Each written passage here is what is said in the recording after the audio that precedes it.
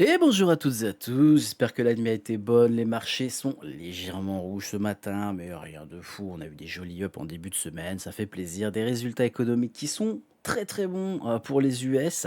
Pas mal de news aussi qui sont tombées. On va regarder un petit peu tout ça et faire le récap de cette semaine. Ladies and gentlemen, bienvenue dans le Crypto Café. Ouh, on est pas mal. Allez, on démarre. Ladies and gentlemen, on continue comme d'habitude. Avec l'aperçu du marché des cryptos, on a un Fear and Greed Index ce matin qui est à 50, pile poil au neutre. C'est un peu normal, j'ai envie de vous dire, ça ne bouge pas. On va continuer comme ça, on va voir ce que ça va donner. Pourquoi pas redescendre un petit peu, parce que c'est vrai qu'on a eu un sacré up cette semaine. On va pas se mentir, ça fait plaisir, mais il faut savoir profiter de tout. Côté des flux entrants sur les ETF, écoutez, petite baisse hier, petite baisse, moins 200 millions. Bon, c'est pas énorme, hein, mais c'est toujours des flux sortants, donc c'est pas foufou malgré ce qu'on a eu en entrée avant-hier et avant-avant-hier. Côté de la dominance Bitcoin, on est à 59,1%, Ethereum à 12,4%, les autres à 28,6%. Bon, bah, c'est pas comme ça que ça va avancer. Cette dominance Bitcoin est quand même beaucoup trop élevée pour qu'on ait quelque chose d'intéressant. On va voir ce que ça va donner par la suite. Pour le moment, rien de plus à dire à ce niveau-là. Ladies and gentlemen, côté du prix des cryptos, ce matin, on a un Bitcoin qui est à 95 610 dollars. Légère baisse, 0,67%, rien de fou. On a un Ethereum à 3310 dollars qui nous intéresse. On va le voir à la fin de cette matinale. Solana à 143 dollars. Qu'est-ce qu'on a de sympatoche? XMR, moins 2,27%. Absolument, on s'en fout. 676 dollars. Quel coquin celui-là quand même. Ça fait plaisir. Le Bitcoin Cash qui est à 600 dollars, quasiment tout rond, hein. Moi j'aime bien ce genre de pattern aussi, c'est à surveiller. On voit que sur 90 jours, il a quand même fait un joli up et qu'il est dans le vert. Hyper liquide à 25 dollars. Détente. Le Zcash qui perd 5,5% quasiment, on est à 407 dollars. Bon, vous savez tous les problèmes qu'il y a dedans en ce moment. S'en sont rajoutés quelques-uns, et oui, merci à Dubaï qui a interdit les privacy coins, donc XMR, Zcash et compagnie sont totalement interdits d'utilisation là-bas. Ils ne veulent pas d'anonymat, très clairement, ils veulent que ce soit carré. Ah, on sait ce qui se passe généralement quand on interdit quelque chose. Je dis ça comme ça. On sait ce qui se passe. Avax qui perd un petit 2,77%, on est à 13,82 $. On a le Litecoin, le dinosaure qui est à 72 qui perd 3%. Ça n'a pas l'air de trop bouger de plus ce matin. On a Uni qui perd un petit 3,5%. On est toujours au-dessus des 5 dollars. Écoutez, rien de plus, hein. Rien de plus ce matin au niveau des coins. Franchement, c'est cool, c'est calme. Attention, on est vendredi, dernier jour de la semaine. Ça peut bouger quand même, ladies and gentlemen. Côté du calendrier économique, on n'a absolument rien. Aujourd'hui, ça va être creux, ça va être mort ou pas. Encore une fois, on est vendredi, ça peut secouer. Hier, on avait les résultats de l'indice manufacturier de la fête de Philadelphie qui est en grosse hausse, très grosse hausse par rapport à ce qui était prévu. On avait prévu du négatif à moins 1,6. Et ben non, non, très très grosse hausse, donc 12,6 et les inscriptions hebdo au chômage qui étaient attendues en hausse et qui sont en baisse finalement. Ça se porte très bien, hein, ça se porte très très bien en ce début d'année pour le pour l'économie US. La Fed, à mon sens, n'a aucune raison actuellement de baisser les taux. Donc ça me conforte un petit peu dans mon idée depuis décembre, début janvier, à dire que bah non, il n'y a aucune nécessité à baisser les taux en janvier, donc on n'aura pas de baisse des taux. Let's see en mars, mais encore une fois, pour l'instant, moi je suis quand même très divisé. C'est du 50-50, hein. Donc on verra les résultats et en fonction des résultats, on aura peut-être une meilleure vision de tout ça. Côté des résultats d'entreprise, bah écoutez, on a eu tous nos résultats qui, en tout cas, moi j'attendais personnellement. Donc Goldman Sachs, Morgan Stanley et BlackRock. On a Goldman Sachs qui a une légère baisse par rapport à la prévision. Bon, ouais. Est-ce qu'ils sont vraiment à 1 milliard près? C'est coquin, ouais, je sais, c'est coquin. Mais sinon, dans l'ensemble, c'est quand même des bons résultats, donc rien à signaler de ce côté-là. Il faudra quand même surveiller les prochains pour être sûr. Pour l'instant, c'est détente. Côté des news crypto, allez, j'en ai une qui m'intéresse vraiment fortement ce matin. Et c'est celle-ci. Le groupe CME prévoit de lancer les futurs pour ADA, Link et XLM. Les futurs, c'est les produits dérivés, hein, donc les produits à effet de levier.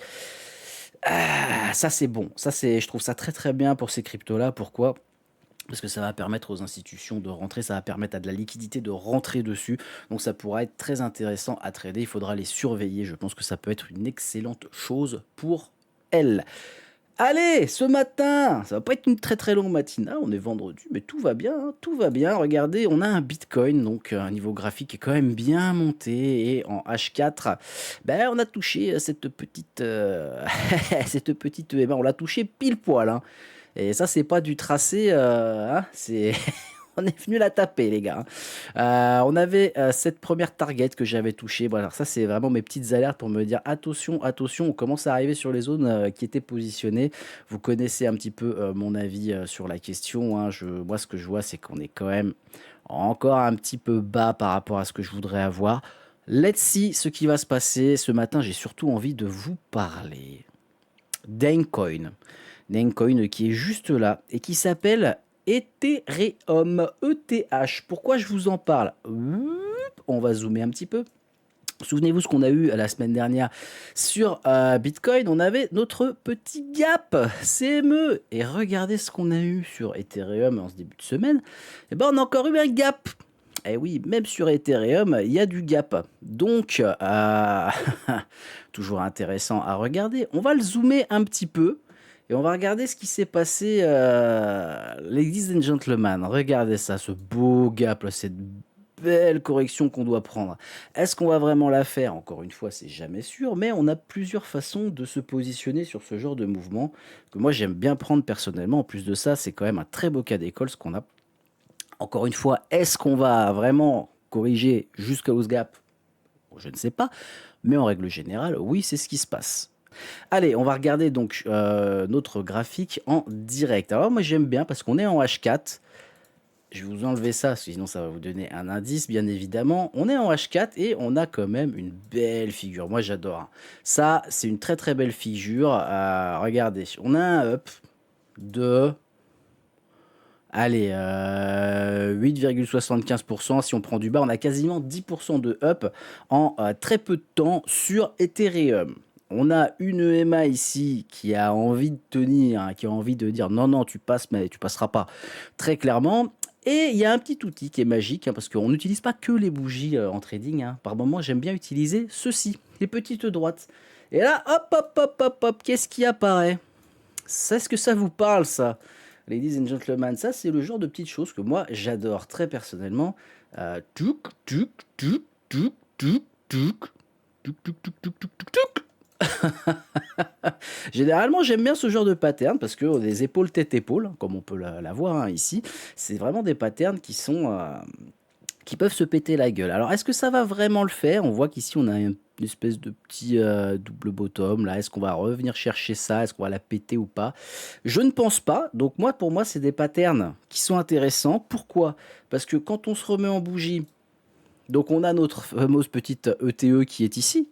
On a un gap à venir combler. On a une EMA qui est ici, qui fait office, j'ai envie de dire, de résistance pour le moment. Donc hier, on s'est permis de prendre un petit short sur Ethereum avec plusieurs gars du groupe. Et ça fait plaisir parce qu'on a déjà pris un petit épée. Je vais vous montrer comment on l'a tracé. Donc on va se positionner en H1, d'accord? Et là, voilà, cette belle bêche, ça je m'en souviens hier, elle était magnifique. Donc moi je suis arrivé un petit peu à la bourre, j'étais sur autre chose. Qu'est-ce qu'on a fait? Bah écoutez, sur ce genre de petit trade, on se positionne déjà notre petit graphique, hein, comme ceci, bien évidemment. Et l'idéal quand c'est comme ça, quand vous avez une épaule, tête épaule si c'en est réellement une, hein, c'est toujours de se dire le prix ne doit pas dépasser ceci, 3385. Pourquoi? Parce que ça c'est le haut de votre dernière épaule, d'accord? Moi ce que j'aime bien faire c'est toujours prendre une petite sécurité, me mettre au-dessus, donc on s'est dit allez une SL à 3400, c'est très très bien, et ensuite venir chercher le gap qui serait donc à 3215. Pourquoi ce genre de pattern c'est intéressant? Pourquoi ce genre de petit trade c'est intéressant? C'est pas un gros ratio en termes de risque-récompense, d'accord? Mais c'est toujours un petit trade qui peut se tenter. Pourquoi? Une épaule tête épaule quand vous l'avez, c'est très simple, d'accord? Quand vous l'avez et qu'elle est confirmée, vous prenez le haut de votre tête, le bas de votre épaule, ça vous fait votre petit carré, vous le copiez-collez et vous le retranscrivez ici à ce niveau-là. D'accord? Ça, c'est la target qu'on devrait aller chercher. Donc actuellement 3190 approximativement. Je supprime, hop, hop et hop. Et je reviens sur mon ETH CME. Je viens faire coucou. Et regardez, ladies and gentlemen, qu'est-ce qu'on a ici? 3215 pour le bas de ce gap. Si je passe en H4, si je passe en daily, voilà, nickel, on y est. Donc c'est intéressant. Et même si on vient chercher ici, regardez, 3181, c'est notre dernière bougie qui est ici. Hein. On a encore tout ça qu'on pourrait venir récupérer pour venir retravailler encore cette fameuse zone des 0,5 de Fibonacci sur le graphique long terme. C'est intéressant, c'est intéressant. On a quand même un giga up pareil hein, sur Ethereum. Quand on le regarde, on a quand même un très très beau up. Mais on n'est jamais venu chercher cette zone de liquidité. On n'est jamais venu chercher cette zone de liquidité. On pourrait y aller. On pourrait y aller. Donc un petit short, j'ai envie de dire, qui se prend et qui est toujours intéressant à prendre. Alors nous, qu'est-ce qu'on a fait? On l'a positionné comme ça, histoire de se dire, tranquille, on a le temps. Et surtout, ce qu'on a fait, c'est qu'on a pris un petit épée juste ici. Donc on s'était mis sous ces deux petites... hop là, on va zoomer un petit peu, comme ça vous le voyez. Donc on s'est mis juste en dessous ces petites mèches-là. Et regardez, on est venu récupérer notre premier TP. Maintenant qu'on a pris ça, donc moi j'avais mis un levier un petit peu costaud, je me suis fait plaisir. Mais on s'est mis un petit TP ici. Maintenant on est à BE. Si ça revient, tant pis, c'est pas grave. On a déjà pris notre TP, on est content. Et le reste, on verra après. Pourquoi pas reprendre encore une fois. Let's see, ladies and gentlemen. Voilà, petit cours ce matin de trading comme ça. Moi, c'est vraiment le genre de truc que j'aime bien. C'est un pattern plutôt simple. Il n'y a pas trop de risques dessus. Vous mettez pas des grosses sommes, bien évidemment, mais ça met toujours un petit peu de beurre dans les épinards ou de sucre dans le café, ça dépend. Moi, c'est sans sucre. Ladies and gentlemen, c'est tout pour moi ce matin. Je vous souhaite à toutes et à tous un excellent week-end. Bon courage pour ce vendredi, ceux qui bossent. Et puis, on se retrouve dimanche pour un live. La bise!